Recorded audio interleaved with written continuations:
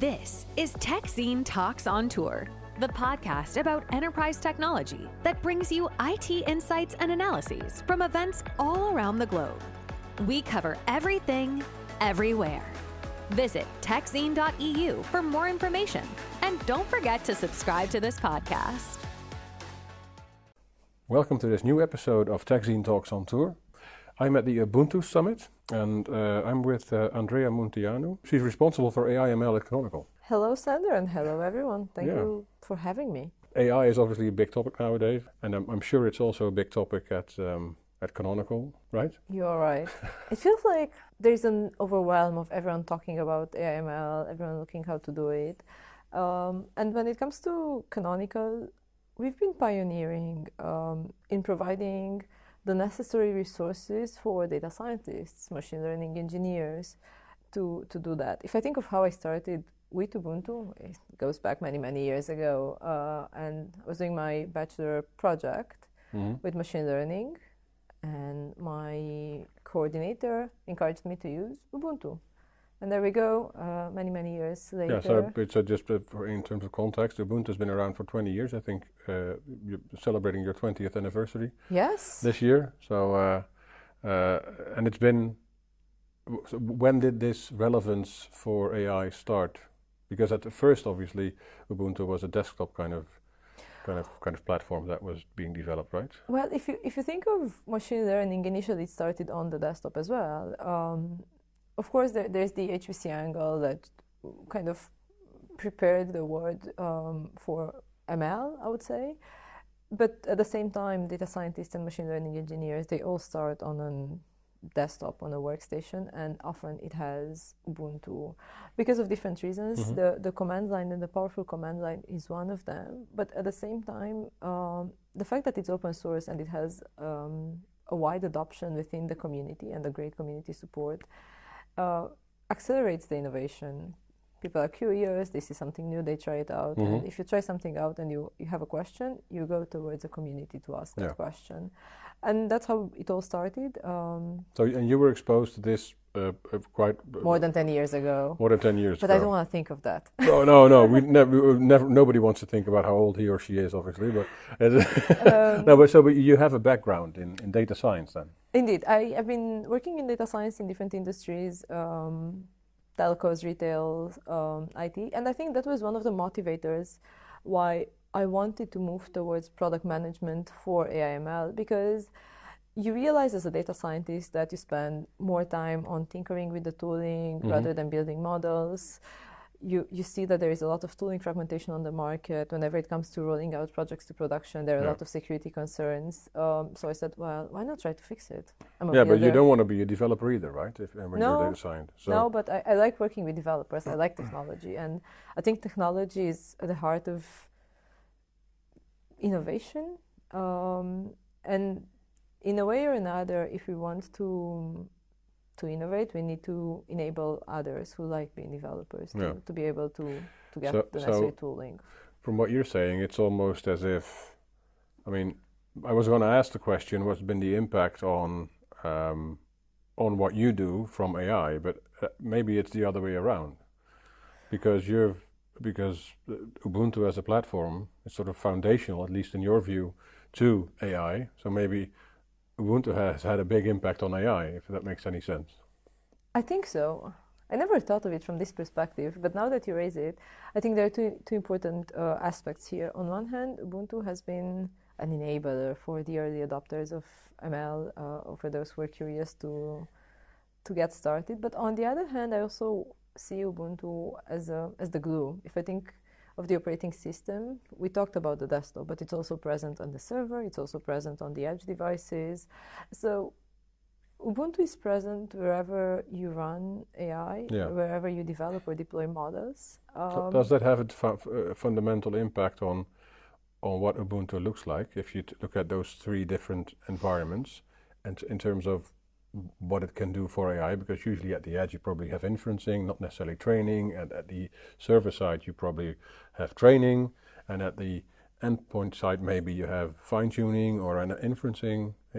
Does that make a relevant distinction into what it does, what it is at all those points? if I look on how Ubuntu has evolved, it does, and it goes very deep into the, I think, almost kernel, because we consider the silicon vendors and how do we enable Ubuntu to run and to accelerate, to provide actually also a good experience for all the silicon vendors, whether we talk about the GPU drivers or we talk about the network operators that you need at different scales. Yeah, so just to make it concrete, when it comes to NVIDIA, for example, the DGX stuff, you need, I mean, you tailor make the Ubuntu to actually run on that, to actually maximize acceleration from those pieces of hardware, so to speak. If I'll take DGX as an example, and on one hand, the operating system is Ubuntu based, but on the other hand, also if I think of all the drivers, they are installed, they are validated, they are tested. So organizations can not just securely but confidently use the operating system and not bump into any roadblocks when they want to roll out their MLOps platform or they want to build their AI cloud. There's nothing to stop them from the operating system layer. But also if I think of the edge devices such as Jetsons, on one hand we enable Ubuntu to run on it, again with all the dependencies related to an edge device rather than a server. But also we keep in mind security a bit more. And that's where it's interesting because edge devices are very, very vulnerable, and you need to provide. So when you say edge devices, you probably mean IoT devices in general. Yes, because an edge device can also be a server. Depending on the industry, edges are many things, but but we do provide even more secure operating system for the edge devices, regardless of what an edge device means for any any industry. If I think of Ubuntu Core and its strict confinement capabilities, that's where you want your model to run because you know there's no risks related to it. That's where you want your data to be collected as well. So yes, I think Ubuntu is the glue of all the scales, and I also think it's been being an enabler for a long time. Yeah, because there's a lot of talk now, at least it's starting to come up, about building entire AI stacks, right? It's not about just having one rack somewhere that does something, because everybody wants to integrate it as much as possible into their generic maybe infrastructure as well, because you don't want to create many new silos and all that, let's not have that discussion on silos.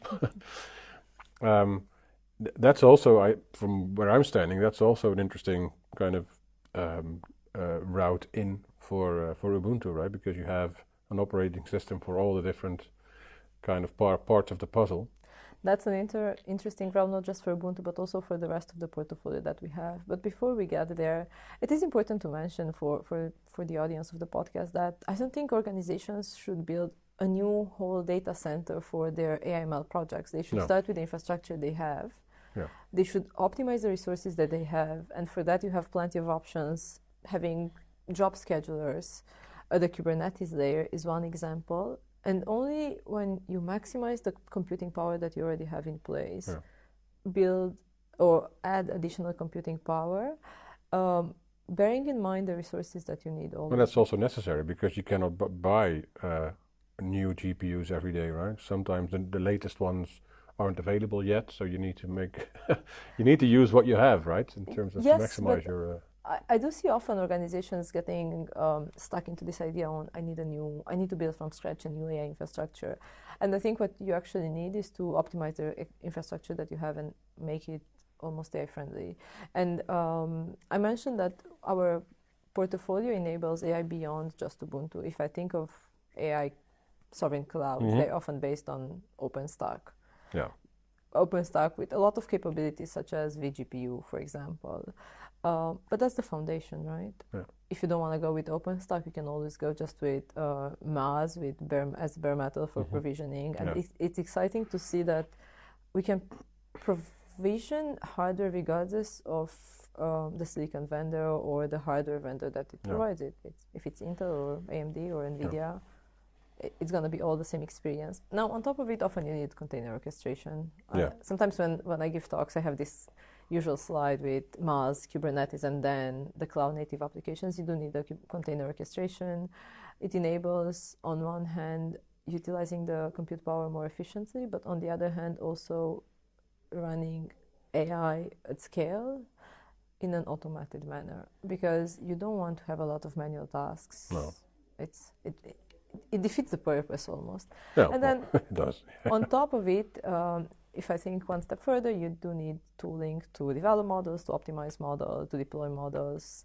And we've been pioneering there. If I think of Kubeflow as an example, and for those one. Yeah, so you're not only doing it horizontally, like what we mentioned, so the different kind of locations that Ubuntu is the foundational layer, but you'd also do it vertically on every layer of the stack, which doesn't necessarily have to be new, like you said. You can also do it in an existing environment, right? That is true, and also we do it vertically for the scales. I often, at least in my mind, the picture is very clear. You have three scales, AI workstations or workstations, data centers or public clouds, and then you have the edge. And the edge can mean various can mean things. many things, yes. And then on workstations, we have Data Science Stack. It's a developer tool that enables ML environments in 3 commands on Ubuntu. It's super easy. Anyone should be able to get started if you're a student.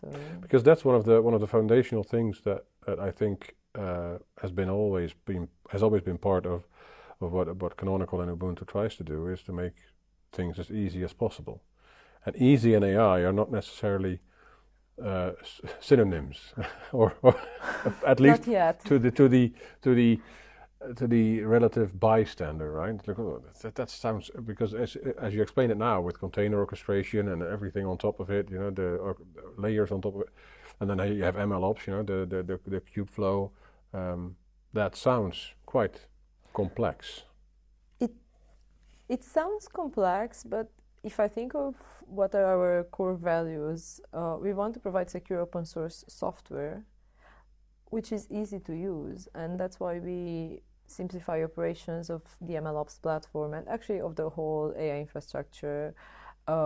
We integrate the tools such that the entire machine learning lifecycle is covered within one solution.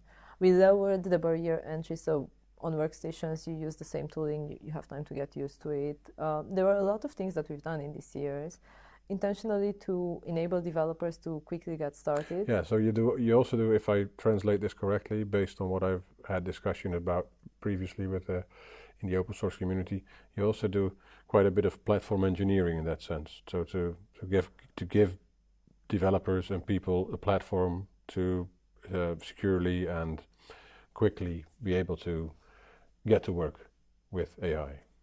Yes, you're right.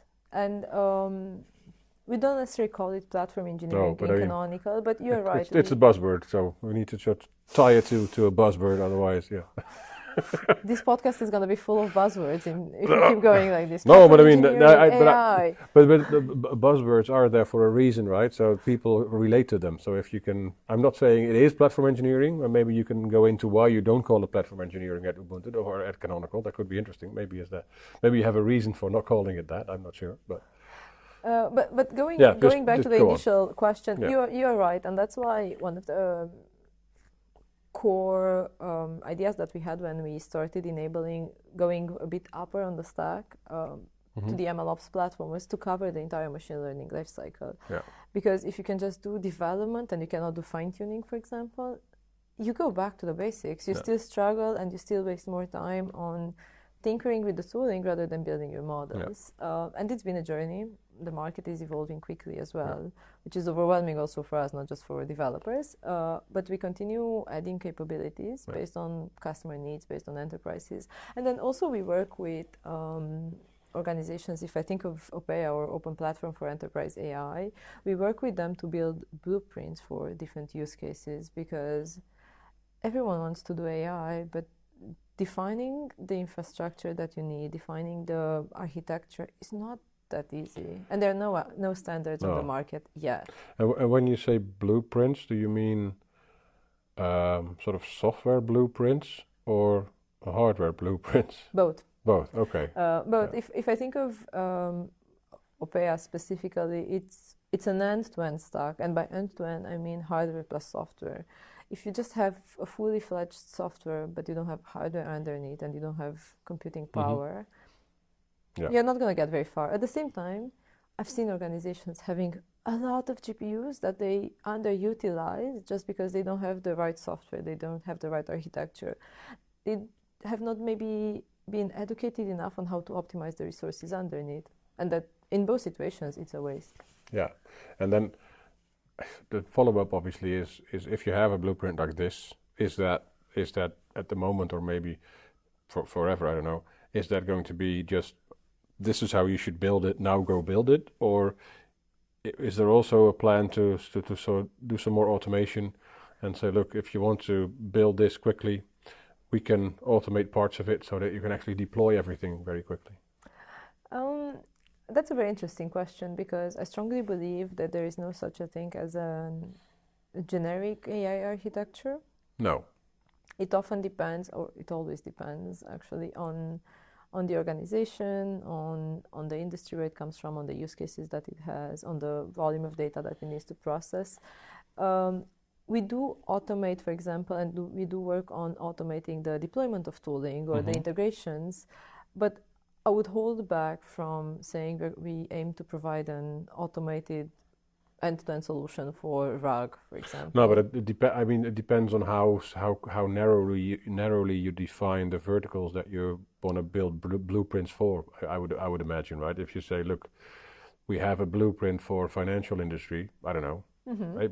Just thinking of stuff here, but you could say that you could automate certain parts, like these things need to be switched off, or these things need to be closed because that's part of the regulation that you have to adhere to. I mean, maybe that's something that they should better do themselves. But I was just thinking out loud here. But. That would be interesting, but at the same time, even if I think of going with your example of financial services, the regulations in Europe are very different than the regulations in the US. And even in Europe, the regulations in Romania, where I come from, are very different than the regulations in the Netherlands, where we are right now. So it's a very complicated and complex problem to solve. What we do often in Canonical is we work together. We have a team of AI experts that works together with our customers to help them define their architecture and then automate as much as possible from the work that we're doing. But that's... that's a different... Yes. We've been talking about AI, but we haven't really been talking about Gen AI to a certain extent, right? I mean, is there a difference? Have you seen a difference in how that impacted what you do, or the other way around since the birth of Gen AI, so to speak? You remind me of a question and quite a controversial talk that I gave at some point around MLOps, which I said is just MLOps, but for Gen AI. Yeah.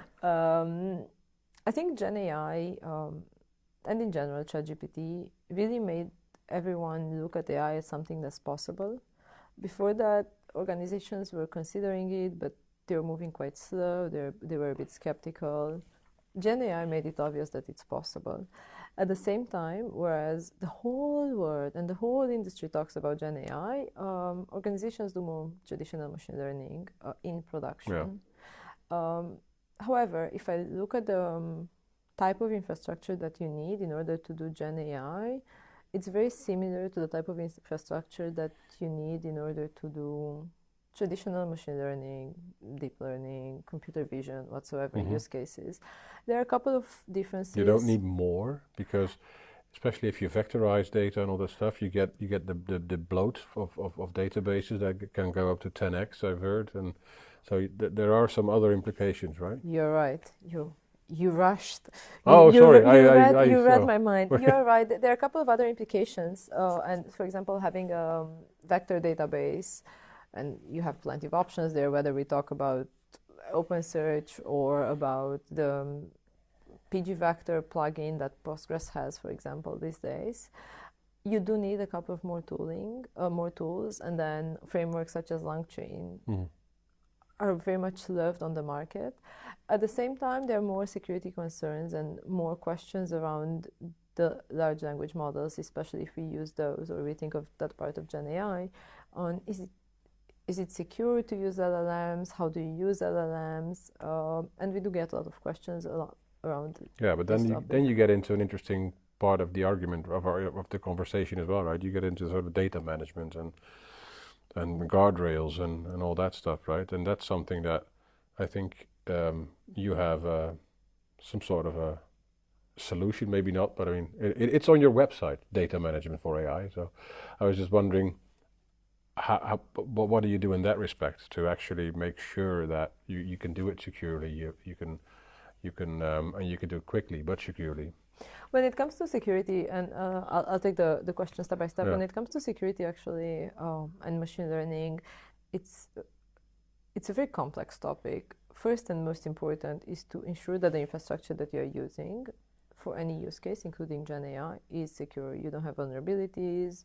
You don't just take software from the internet without caring about the source of it.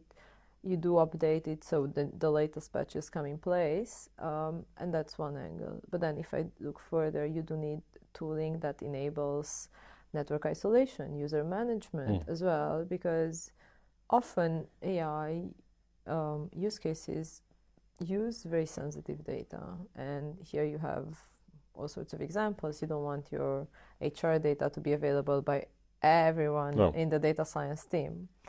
But then also for highly regulated industries, if I think of security, you can always consider, for example, confidential computing or to ensure the protection when data is in use, which is something that was not addressed before. Yeah. And it's quite innovative. At the same time, if I think of data, the way you store data and where you store your data is important, as well as the way you stream it. And there, on one hand, you have the SQL databases that have been evolving quickly. They've been adding Postgres, as I mentioned, have been adding a lot of add-ons and extensions to enable ML use cases. PG Vector is one of them. They have Postgres ML as another example, and there are much more. We do have a podcast on this with my colleague who's more of an expert than I am. But I'm not sure if a podcast on database structure is the most interesting kind of thing we can do. You would be surprised, actually. Yeah. We had recently a discussion on databases for AI, and it was really watched. And we got a good engagement. I mean, it is a very fundamental part, right? And you see more and more convergence of the different types of databases in one system that you can actually address. And so there's several storage vendors have actually introduced some consolidating kind of products and solutions. So there is a. I mean, it's a big thing. It's just maybe not everybody enjoys listening to it. That is true. But you never know. But then going back to the initial conversation, having OpenSearch and Valky also in at least in our portfolio makes a difference when it comes to AI use cases. Now, if I think of the guardrails themselves, network isolation, user management are part of them. Security of the infrastructure is another one, depending on how much you want to protect your data as well. But then there is also a question on what's happening to the data when you collect it, and how do you stream it as well? How do you pre-process it? Yeah. And that's where we also provide indeed tooling. Mm-hmm. I would like anyway to say that I think the guardrails themselves are still something that is evolving. Like, it's a part of the ML space. Yeah, but it's also part of the evolving landscape of ML and AI in general, right? Yeah. So I don't think you're ever done with because the AI landscape is evolving so rapidly now. What we call AI now and what we call it in a year's time could be. I mean, it's going to be related, hopefully, but it's going to be a completely different discussion. Could be a completely different discussion in about a year's time, right? You're right. Yeah. One thing that I think is going to stay constant is the guardrails, and whatever ML is going to for sure evolve. The observability related to it is going to stay quite constant. Yeah. You do need to observe your infrastructure. You do need to monitor your model. You do need to monitor your data to detect any data drift, model drift, to see any inconsistencies in your tooling. And that is, I think, the foundation of the guardrail, to know what's happening with your end-to-end stack. Not only that, but that in itself is a big challenge anyway, right? Because especially when you go like model drift, data drift, and when you combine that with containers, clusters, all the different identities, machines that are doing all sorts of stuff, that's a huge kind of observability task that you have to undertake to be able to actually say with confidence, this is a secure deployment. This is all according to plan. And the challenge is, it looks like we're scaring away the audience. If I think of No, it's not. I mean, I think it's just very. What I see happening, and I've been in this game for about 14 years, 15 years already, is that when it comes to AI, companies tend to make the same mistakes as they did with cloud. So they rush into it, maybe not really think about it well enough before they do it, and then you get this sort of disillusionment after a couple of years, and they say, this is not good. We're going to do something else, and then after a couple of more years, they say, oh, this actually wasn't a very bad idea. Maybe we should do it differently. And what I would like is that we don't have to wait 10 years for that to happen, but do it in a little bit of shorter time span. So I'm not trying to scare away the audience. I'm just trying to make them aware of please don't make the same mistakes again. You're very much right. I often love that the adoption or the experience that we have with Kubeflow or MLOps platform is very similar to the experience that we had with OpenStack in many, many ways. From a lot of enthusiasm and excitement and curiosity to all the challenges that there's something new every day. How do we keep track of everything? But when it comes to organizations, what I always ask everyone is start with a problem. Don't do AI because you've seen it on the news or because you've listened to this podcast or because whatever, you have nothing better to do. But that's extremely hard, right? Because it's, I mean, it is sort of getting down into the organization more now, but as long as topics like AI and cloud in the past are boardroom topics and C-level topics in organizations, they will just say, we need to do this. Okay, but as soon as it trickles down into the organization, then there's going to be some pushback. Okay, nice plan, but how are we going to do this? I think we're at this sort of stage at the moment where we're getting there. I think from my observations of the market. So I genuinely believe that AI has applications in any organization and any department. So there is no such a thing as, I had no business problem to solve with AI. That's for sure. At the same time, just building a model for something, like building a chatbot because my competitor built a chatbot. Yeah, or just thinking of projects like they did in the big data era, right? Yes. And then but we cannot productize this. We cannot scale this. How does it work, right? Yeah. So that's not going to last long, and I don't think that's the way to go. That's for sure. At the same time, once you have the problem, there is need for initial validation, experimentation. Not all projects are going to fly. No.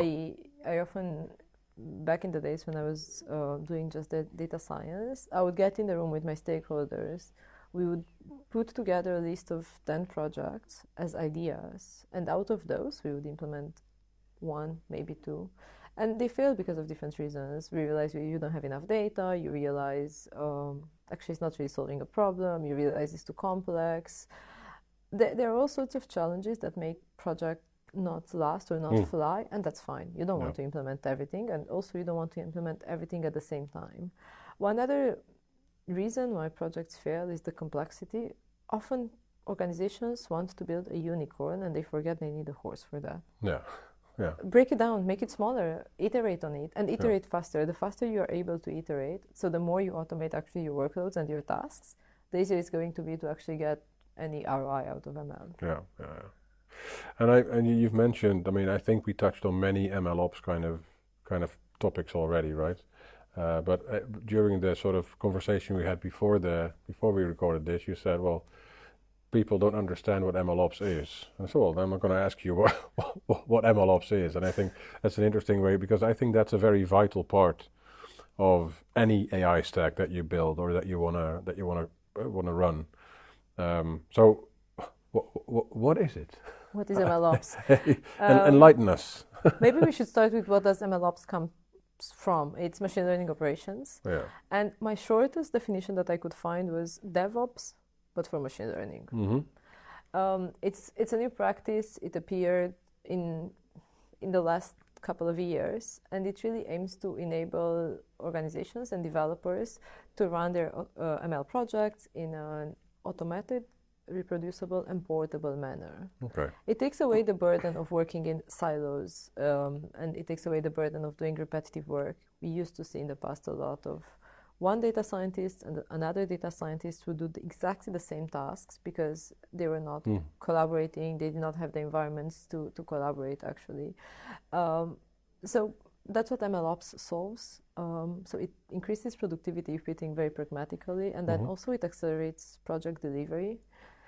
There are platforms and open source and non-open source tools that work with MLOps, not work with MLOps, but enable the MLOps practice. Kubeflow is one of them. It's fully open source, was started by Google. But you have your own distribution as well, right? Yes. But before we get to charm Kubeflow, it's maybe important to mention that MLOps as a practice, or Kubeflow was started 6 years ago, or 7, a long time ago anyway. Yeah. I don't think the industry was even calling it back then MLOps. And yes, we do have our own distribution, which addresses some of the gaps that the project maybe has. For example, security maintenance of the packages underneath, and machine learning comes with way more packages than any other area that I've seen before. Ease of operations and tooling integrations are important. If I think of MLOps, Kubeflow and MLflow, we integrate them seamlessly in one command line. Okay. Yeah. Would you say that's the most important part of the entire stack, or is it very hard to pick favorites in this kind of? I'm subjective because I think by heart I'm a data scientist who really loves Kubeflow. But I think it depends on who you talk to. What is important is to have an end-to-end validated stack. Yeah.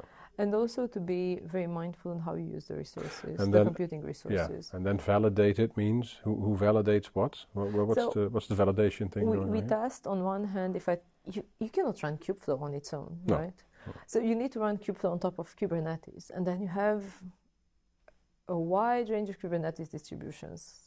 You have the vanilla one, we have our own, but then a lot of organizations have been using EKS, for example. Yeah. So we test Kubeflow on different types or different distributions of Kubernetes in order to ensure business continuity and also to ensure that they can choose freely an open source MLOps platform without having to struggle with the infrastructure underneath. And it goes hand in hand with what I was telling you at the beginning. Build on what you have. Don't scrap everything, because that's going to be costly, it's going to be time consuming, and it's not going to be very effective because you need to upskill probably part of your staff on. Well, that's and I think that's an overlooked part, and maybe that's an interesting final kind of point that we can touch here is the people side of things, right? We tend to talk about technology a lot, and we all love technology a lot, but at the end of the day, people need to work with it, and you can build, you can offer very interesting, a very, very, very, very cutting edge kind of technology. If your people don't want to use it, or you can't really make them use it, then there's still a problem, right? So how would you address potential people issues that you can have if you try and update your stack to an AI kind of enabled stack? It's an interesting question, because at the beginning of the year there were more than 200,000 jobs on Glassdoor related to ML. There's a clear talent gap on the market, and you see astronomical salaries for any job title that has ML in it, whether it's a solution architect or a data scientist or an ML engineer, because there are not enough people who are skilled on the market. Now, how do you address that? Using open source, because actually you expand your knowledge base not only to what you have internally and what you use internally, but also to everyone else who tried it out. When Kubeflow started, and I've been in the community for quite a long time, we saw that the market was not ready for such a complex tool. There were so many questions, and people were struggling to adopt it. They could not really deploy it. Also, they didn't know why to use it. So the questions were very varied. Often they were not about the technology itself, but the use cases themselves. Well, if you don't know why you should use it, that's a very fundamental kind of thing that you need to address first, I would imagine. Yeah. But then if you think of an open source community, the good part is that it's very likely that whatever problem or question you have, someone else had it. Yeah. So you just have way more people to talk to, and then you need to upskill into one direction, but you need to upskill into one direction that's portable. So whether you run an MLOps platform on a public cloud or on a private cloud, or you just use part of the platform for doing model inference, it's still gonna give you the portability and at the end of the day the flexibility that you need. Yeah. And then just finally, what should organizations listening to this podcast or reading about something else later, whatever, what should they do to start? So what's the first step you have to take when you wanna get serious about this? Beside the boardroom discussion, well, we want to do this, we want to do that, blah. So what would be the first step? I already mentioned it. Start with the business problem. Think of what are the problems that you want to solve. Don't just build models out of nowhere. Yeah. Start with an actual problem that is going to solve your activities. Mm-hmm. And once you have that, try to experiment, of course. Before you buy or build a new data center full of GPUs that are very expensive, you can always just try on your AI workstation, get your ML environment up and running, ideally on Ubuntu. Just saying. And once you validate it, of course. Yeah, but then the key point stands. I think you mentioned it a couple of times.